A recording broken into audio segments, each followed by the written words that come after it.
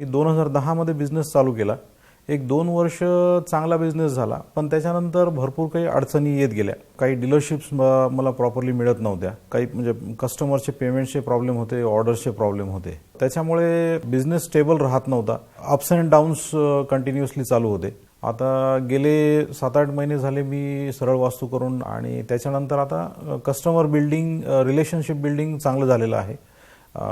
मी आता रिसेंटली मागच्या महिन्यात एक 18 ते 20 लाखाची एक मोठी ऑर्डर घेतली की ज्याच्याद्वारे मला खूप चांगल्या प्रकारे बेनिफिट होऊ शकेल. पहिले कंटिन्युअसली असं टेन्शन राहायचं की बा ही ऑर्डर मिळेल का, ह्याचे पैसे मिळतील का, आपण याची मोठी ऑर्डर घेतली आहे, याला मटेरियल दिलेलं आहे तर याचे पैसे आपल्याला वापस मिळतील का, बाकी अजून काही घराचे एक्सपेन्सेस मीट करू शकू का.